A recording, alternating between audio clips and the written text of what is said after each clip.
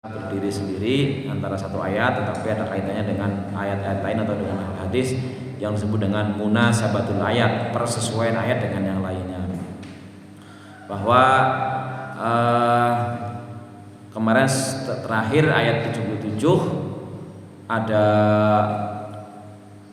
dua istilah untuk kata-kata sabil. Yang pertama adalah sabilillah, yang kedua sabilit tauhid. Dulu sudah pernah disinggung mana tauhid adalah segala sesuatu yang disembah selain Allah.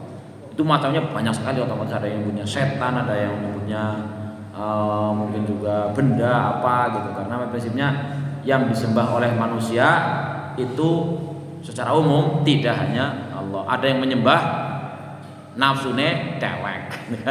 Ada Allah mengatakan afara'aita man ittakhadha ilahahu hawahu. Apa orang wong sing menyembah hawa nafsune dewek gitu kan.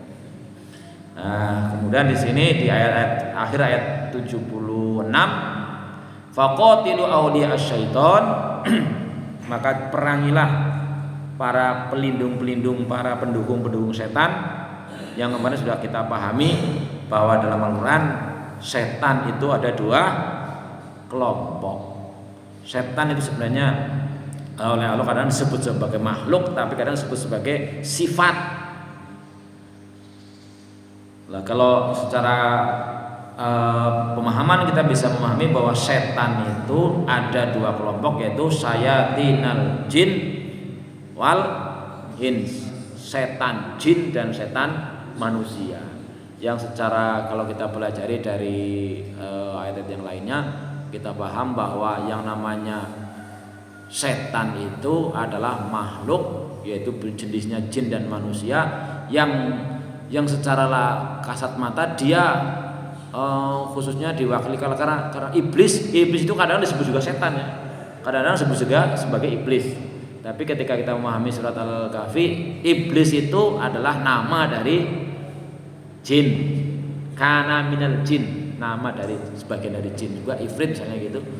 Nah, iblis atau setan ini berarti setan jin atau setan manusia ya memahami, menyadari bahwa dia itu di jalan yang salah. Katakanlah misalnya iblis ketika ditanya, iblis kan kenapa kamu tidak mau sujud kepada Adam ketika aku perintahkan, ma manaka antas juda id amartuk, lalu dia mengatakan ana khairun minhu, aku kan lebih apik timbang Adam, masa nyokon sujudnya bapak temen sorry. Nah, itu jadi aba wastakbaro bahasa Al-Qur'annya, dia tidak mau dan merasa lebih baik, sombong. Itu kata karakter dasarnya, artinya dia sombong, kemudian divonis sama Allah walaika la'nati ila yaumiddin, kamu terkutuk sampai hari kiamat. Berarti kan dia tahu, iblis tahu bahwa dia bakal masuk neraka simbol ketidakenakan, ketidaksuksesan, ketidaknyamanan. Ya neraka dunia berarti ya pasti orang enak-enak lah bahasanya.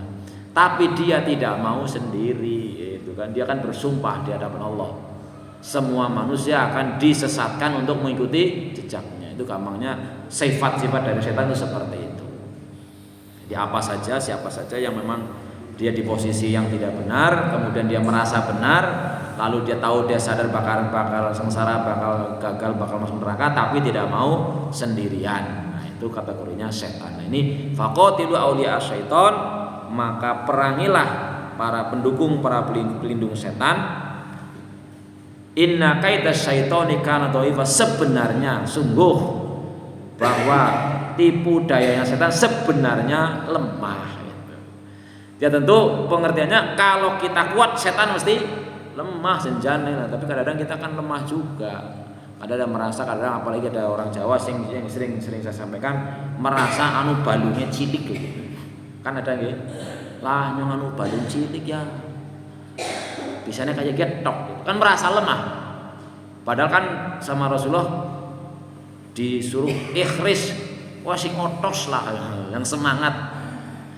Maka ada sebuah pepatah mengatakan ulul himmati minal iman, semangat yang tinggi, tekad yang tinggi itu bagian dari iman. Maka kemarin di ayat ini kita kemarin sudah singgung Ada ayat lain di surat Al-Ankabut yang mengatakan walladzina jahadu fina lanahdiyannahum subulana innallaha lamal muhsinin, bahwa orang-orang yang bersungguh-sungguh menempuh sabilillah pasti bahkan diberikan petunjuk jalannya. Nah, mudah-mudahan kita termasuk orang-orang yang lebih kuat dari setan gitu. Nah, makanya ada tip-tip dari Rasulullah SAW untuk bagaimana kita agar dibantu supaya lebih kuat daripada setan. Misalnya sebelum tidur ya sebaiknya wudu. Jangan kalau mau tidur wudu dulu ndak? Lah kadang-kadang ini kadang-kadang. Sebab itu kan aktivitas yang paling mudah dilakukan. Kenapa? Karena rata-rata sebelum tidur itu ke kamar mandi. Gini apa betul? Nak royak lamit teh. Kulo sing ngadadang teng kamar mandi gosok gigi tangi-tangi biarlah cangkeme pahit wae mambu ya. Lah pemane ngono ora gosok gigi ora mau kamar mandi. Lah kalau kamar mandi otomatis ya gosok gigi wis pati kukusi pipis. Ya sekalian wudu, memang syariatnya disuruh wudu. Mbok ora wajib. Wis rampung urusan. Ya itu syariat Rasulullah, sebelum musyarib wudu dulu. Bahkan kalau lebih lagi setelah wudu sholat sunat dulu gitu ya, setelah wudu sebaiknya sholat sunat wudu kan. Nah, itu wudu dulu, minimal wudu terus baru berdoa dan sebagainya. Itu ada jaminan bahwa kalau orang yang tidur dalam keadaan bersuci atau habis wudu, jangan mikirlah bukan ngerturu batal wudunya, ya batal turu, tapi kan wudunya sebelum tidur. Dan kalau orang habis wudu nggak mungkin lah langsung blok merem loh, lah panak temen loh. Bukan ngantuk kayak apa berwudu bisa langsung merem orang lah. Ada kesempatan maka untuk membaca berbagai syariat doanya, dari berniat tidur, menyerahkan diri Allah, bismika Allahumma ahyaku, karenamu aku hiduplah, wa bismika amut. Karena apa? Orang hidup pada baik, kalau orang mati. Sama Allah dikatakan bahwa orang yang tidur ada yang sebagiannya kami tahan ruhnya, orang dibalik kena bukan dan tiru terus sampai kiamat ngonten itu. Pasrah berarti wong arti dundung berarti siap mati. Orang kemutan mati lah, orang wudu-wuduan blek wae. Siap mati, bismika Allahumma ahya, ya Allah karena namamu aku hidup, wa bismika amut karena namamu aku mati, siap mati. Mbok ngasih ternyata ketika tidur roeh ora dibalekaken. Karena kita prinsip wala tamun illa muslimun, yaitu berarti diantaranya syariatnya sebelum tidur wudu dulu, baca doa dan sebagainya. Itu sama Rasul dijamin dilindungi sama malaikat, didoakan sama malaikat, ya Allah ampunilah orang ini karena tidur dalam keadaan wudu suci. Luar biasa loh manfaatnya. Maka mulai hari ini ya jangan sampai enggak, ampun kadang-kadang. Nah itu syariatnya dari situ mulai wudu. Karena apa? Kalau siapa yang wudu tidur dalam tidak wudu itu sama setan. Nah ini setan diikat dengan 3 ikatan, kan begitu dibilang, ada hadisnya. Siapa yang tidur akhirnya diikat sama setan 3 ikatan sampai dipisah jamnya tuh. Kalau baru dia bangun menyat baru lepas 1 ikatan itu dan sebagainya. Nah, ini perlu kita pelajari. Ya, monggo. Jadi sesungguhnya tipu daya syaitan itu lemah. Nih wong kita kadang lebih lemah, otomatis kita jadi kerasa lebih kuat. Abot temen ya, nah gitu.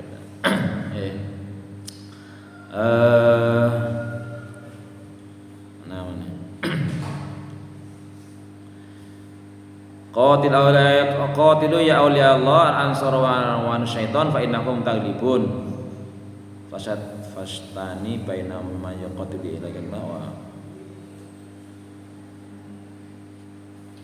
Aisa syaitan fi haddi dzati dhaif fa kaifa bil qiyas ila qudratillah.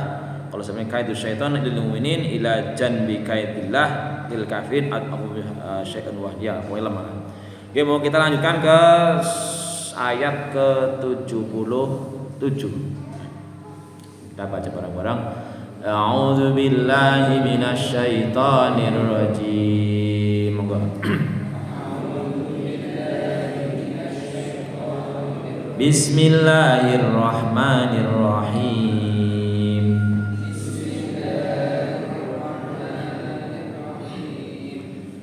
Alam tara ilal ladzina qila lahum kuffu aydiyakum wa aqimus shalah.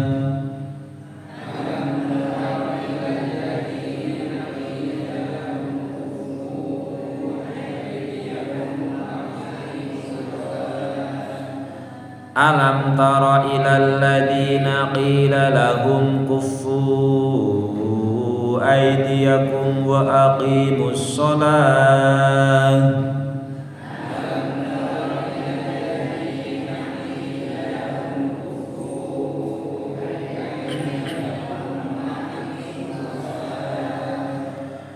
Wa aqimus sholata wa atuz zakata falamma kutiba alaihimul qitalu idza fariqum minhum yakhshawnan nas.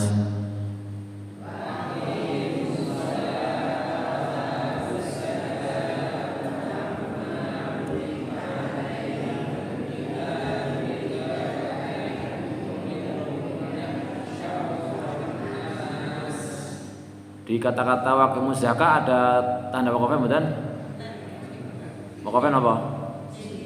Jim. Kita bae kula plontos mboten tanda wakafnya. Nggih kita nderek sing wonten tanda wakafnya kata zakah ya dari alam tara ilal maryam. Alam tara ilal ladzina qila lahum kuffu aydiyakum wa aqimus sholata wa atuz zakah.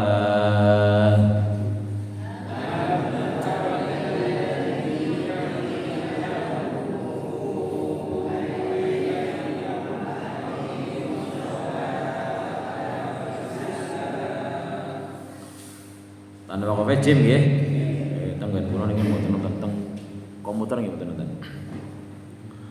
Falamma kutiba alaihimul qitalu idza fariqum minhum yakhshawnan nasa ka khasyatillahi aw ashadda khasyah. Falamma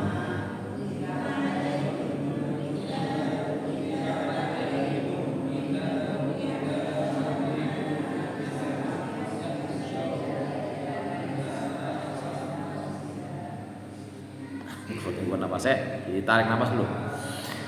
Falamma kutiba alaihimul qitalu idza fariqum minhum yakhshawnan nasa ka khasyatillahi aw ashadda khasyah.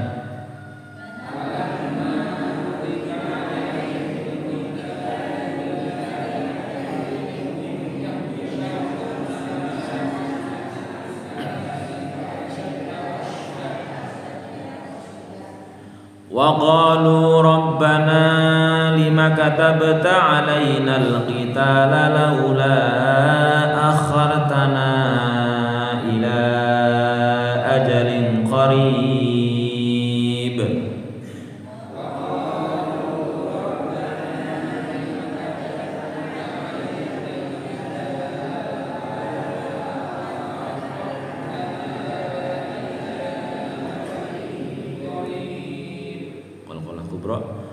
Wa qalu rabbana lima katabta alaina al-qitala laula akhartana ila ajalin qarib.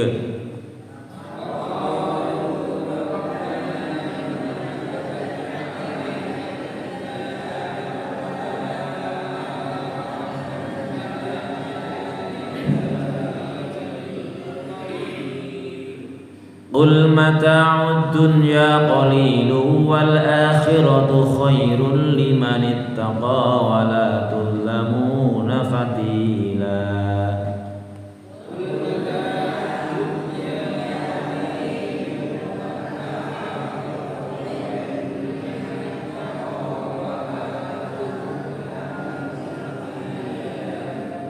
Wonten kata liman ittaqa wonten tanda waqafe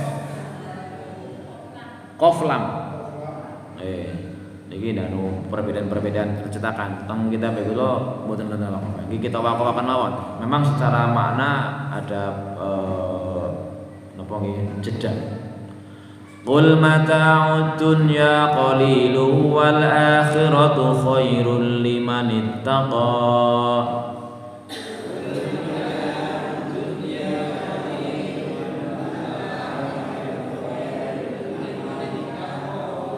Wala tudlamuna fatila. Shadaqallahul azim. Satu ayat mohon kita kaji mananya. Alam taro, ini berkali bolak-balik sering ketemu ya, sing panggil alam taro. Apa maknane? Tidakkah kamu tahu? Apa kau orang ngerti? Ini berarti kan suatu pertanyaan yang harusnya yang ngerti, yang belajar. Seperti yang Mujahid Gagrab surat Al-Fil, alam taro kaifa fa'ala rabbuka bi ashabil fil. Nabi Muhammad waktu itu ya belum lahir ketika peristiwa tentara pasukan bergajah, tapi kemudian apa kau orang ngerti? Berarti kan seakan diberitahu, carilah informasi tentang itu gitu. Alam taro ilal ladina qilahum, apa kamu tidak tahu terhadap orang-orang yang dikatakan kepada mereka, kuffu aidiakum, tahan tangan-tanganmu. Tahan apa niki maksudnya? Ai Allah ta'jab ya Muhammad min qaumin talabul qital wa hum bi Makkah. Apa kamu tidak heran wahai Muhammad dari kelompok orang-orang yang meminta perang, wa hum bi Makkah, dan mereka berada di Mekah. Faqila lahum, maka dikatakan kepada mereka, amsiku an qital kufar falam yahin waktuhu. Maka diberi ketahuan kepada mereka, tahan dulu, jangan dulu berperang karena belum waktunya. Kenapa ada pertanyaan seperti ini? Karena kita tahu bahwa selama 10 tahun atau 13 tahun ya? 13 tahun nih Rasul di Mekah. Selama 13 tahun Rasulullah di Mekah itu kan umat-umat Islam, para muslim kan diintimidasi, disiksa dengan berbagai macam, bukan karena merugikan, ya pun cuma hanya karena berbeda keyakinan. Apa ruginya sih orang Islam, apa merugi? Islam itu kan punya mirip al-Islam al-Muslim man salimal muslimuna min lisanihi wa yadihi. Orang Islam itu orang yang menjaga keselamatan orang lain banyak. Apa ruginya sih dengan adanya orang Islam? Kan harusnya nggak rugi. Tapi kenyataannya bahwa sejak Rasulullah berdakwah secara terang-terangan sampai 13 tahun di Mekah itu orang Islam ditindas oleh orang-orang kafir. Sampai terjadinya kemudian sampai Rasulullah menyuruh supaya hijrah, pindah dari situ. Hijrah pertama adalah ke Habasyah, ke Ethiopia. Kemudian juga yang kedua kali itu lagi, terus Rasulullah sampai pernah berpindah ke Taif dan sebagainya. Sehingga kan lama-lama orang Islam pada gemeletak, dulu gue mau kayu lawan baik gitu kan. Bahasanya seperti itu. Tapi di sini diterangkan tahan dulu, belum waktunya lah. Lalu ngapain? Dalam tafsir dijelaskan di sini adalah wa a'iddu nufusakum biqamatis shalah wa itais zakat. Udah pokoknya sekarang jenengan enggak usah kepengen perang kok tuh dia. Sekarang jelas belum ada perintah untuk perang. Tapi wa aqimus shalah, tegakkan saja salat.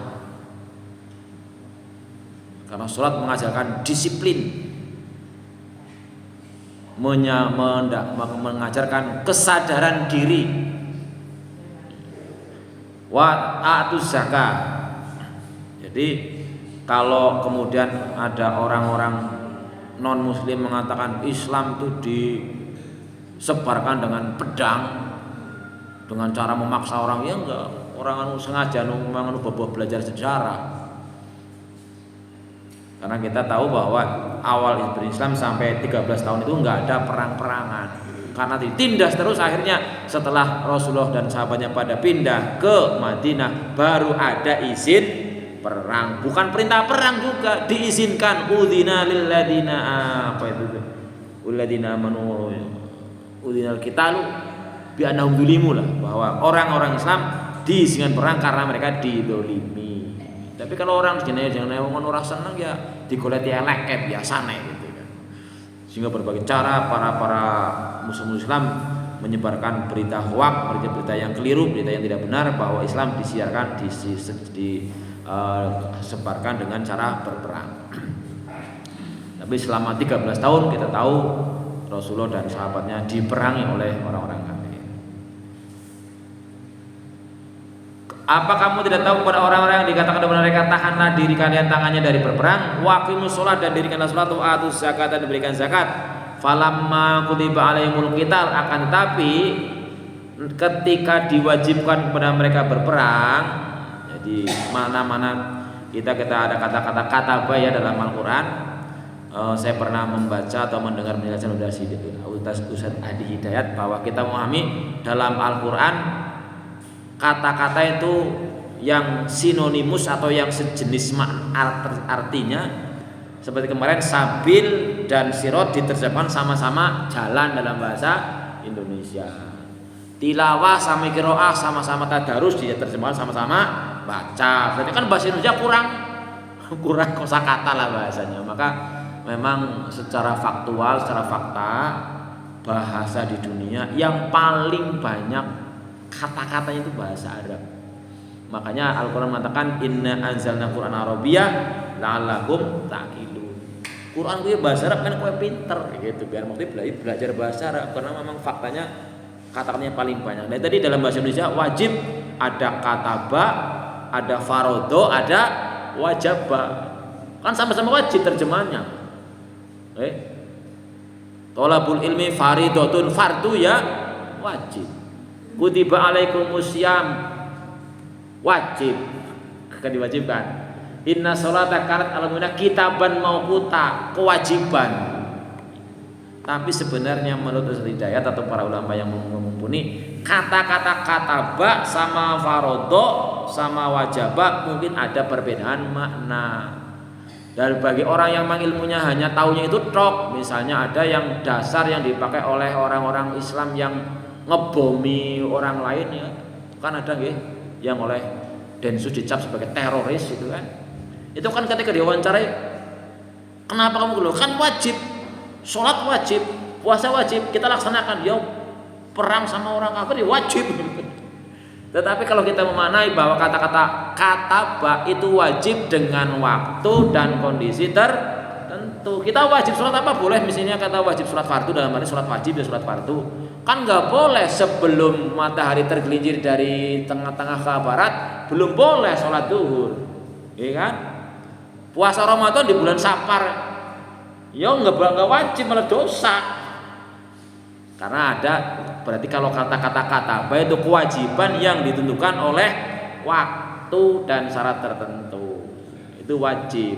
Termasuk kutiba alaikum, nggak ada nih apa katakanlah farodo alaikumul qital atau wajib alaikum, kan pakainya kan kata-kata apa? Kutiba alaikumul qital.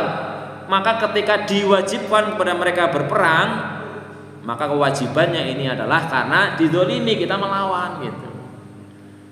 Waktunya tertentu. Ketika diwajibkan kepada mereka berperang, idza fariqum minhum, tiba-tiba sekelompok dari mereka, fariqun sekelompok dari mereka, yakhshawnan nasa ka khasyatillah. Mereka wedi takut kepada manusia sebagaimana mereka juga seperti takutnya kepada Allah, au asadda khasyah, atau lebih takutlah. Jadi sebenarnya kita itu yang benar itu jangan sampai takut kepada selain Allah itu sama dengan takutnya kepada Allah atau lebih takut lagi. Ini maknanya begitu.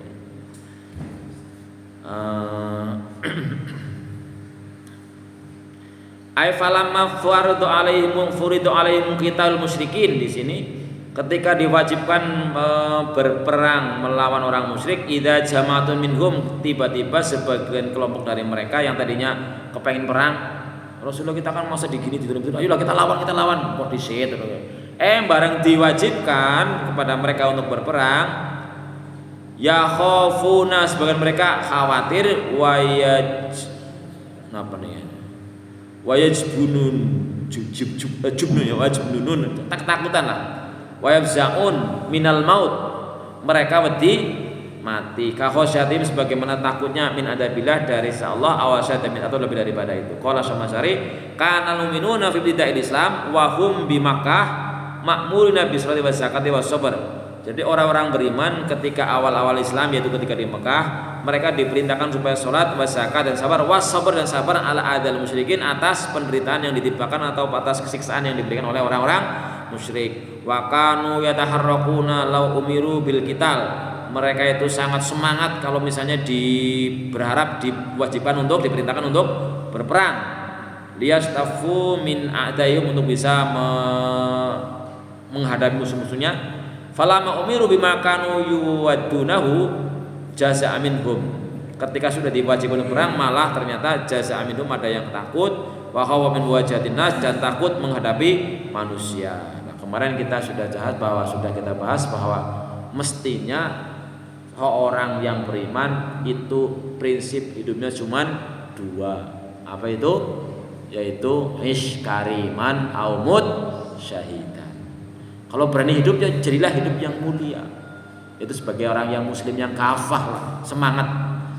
Kalaupun misalnya matilah syahid. Jadi dua-duanya baik. Nah di sini ada orang-orang yang memang takut mati. Kenapa kalau orang khususnya ketika pada zaman-zaman awal Islam pada zaman Rasulullah, kalau orang Islam sudah maju perang, ya asal mengikuti syariat Rasulullah mesti menangnya. Itu tadi karena orang-orang beriman perangnya wis pokoke orang mati kan gitu. Mati ya main, urip ya main ya sudah. Tapi setelah ke depan ada sebuah hadis menyatakan bahwa setelah orang Islam itu kemudian diberikan penyakit yang namanya al-wahan cinta dunia, wedi mati, akhirnya wis ora ana kepetira apa-apa lah. Orang tidak ada kehebatan apa-apa di hadapan musuh-musuhnya. Nah, mudah-mudahan kita tidak termasuk yang demikian ya. Jadi kita berusaha untuk mengkaji, memahami, meyakini kebenaran ajaran kita bukan secara parsial, secara sepotong-sepotong, tapi secara menyeluruh. Ini Allah sedang menjelaskan bahwa ada sebagian ketika tadinya ini kan lagi cerita bahwa dulu-dulunya ketika masih awal-awal di Mekah minta biar melawan, setelah diberikan syariat Islam malah kemudian mereka takut mati. Itulah kalau dalam tafsir lain disebutkan sebagai orang-orang yang munafik. Wa qalu rabbana lima katabta alainal qital. Mereka mengatakan rabbana wahai Tuhan kami lima katabta alainal qital, kenapa kami diwajibkan untuk berperang? Laula akhartana ila ajalin qarib. Kenapa tidak engkau tundalah, jangan sekarang lah gitu. Laula akhartana, tidak engkau tidak akhirkan sampai waktu yang dekat. Ini juga ucapan ila ajalin qarib juga kita dapati dalam surat Al-Munafiqun, yaitu kita diminta wa fikum mimma razaqnakum min qabli ayati ahadakumul maut fayaqulu rabbi laul akhartani ila ajalin qarib. Jangan sampai nanti kita mengalami nasib seperti orang-orang yang bareng wis ketekan malaikat Israel nembe bae aja sikila nyong matine, nyong tak beramal amal soleh dhisik, nyong tak bersedekah dhisik.